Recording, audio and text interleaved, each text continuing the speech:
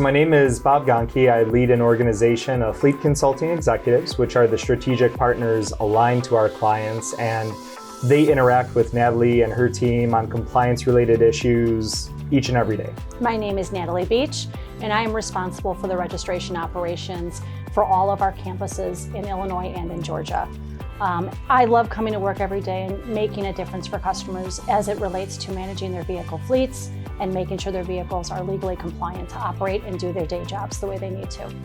Really excited today to be sitting down with you and talking compliance. My team and I, speak to clients on a daily basis, and there's a lot of different concerns and questions that come up compliance related. So I can't wait to dig in and ask some questions. Number one, the first thing I wanted to ask is during COVID, there were a ton of delays and complications for DMVs, ministries of transportation.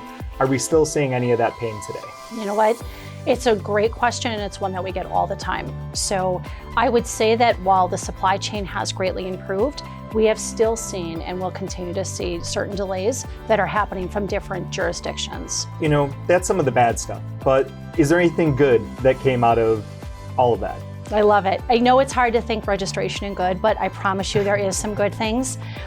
Number one, since COVID, we've seen more jurisdictions do things online, right? For us as a team where we depend so much on paper, having options to do things electronically has been a great advancement since COVID. I think the jurisdictions realized they had to do more things online and give us better opportunities to connect with them directly instead of having to use our standard mail and walk-in services like we did before. Absolutely. So the segment is called Coffee with Compliance. So I guess I need to ask, and I think the viewers are very excited to hear, how do you take your coffee? Is it sweetener, sugar, any snacks you like with your coffee? So I am straight up stevia and black, right? It's how I get through the morning. Believe it or not, for many of you that know me, I actually drink decaf coffee. Oh. Could you imagine this with more energy? I don't know. So what are some of the top challenges that you see in the world of compliance today? Yeah. So I think, Bob, where we have the most opportunity together is to get in front of those jurisdictions where customers have to be registered. As the jurisdictions have maybe had to work through new processes since COVID, they've changed protocols on things. Being able to have a customer registered in these states with the right name, address, and federal ID that we have in our system is paramount, right? I recognize when we send in a transaction and something rejects, no one's happy about this. We don't want to have to share that information any more than having to have you take action on it as a customer. But getting in front of these things, working with customers' tax teams, making sure that they're keeping these accounts active will only lead to a better compliance experience, all right? I would also say, because we get this question a lot, right? Can't we just register vehicles in one jurisdiction? Can't we just do something that makes this easier? And it's our responsibility to make sure that we're following the guidelines by the states, right?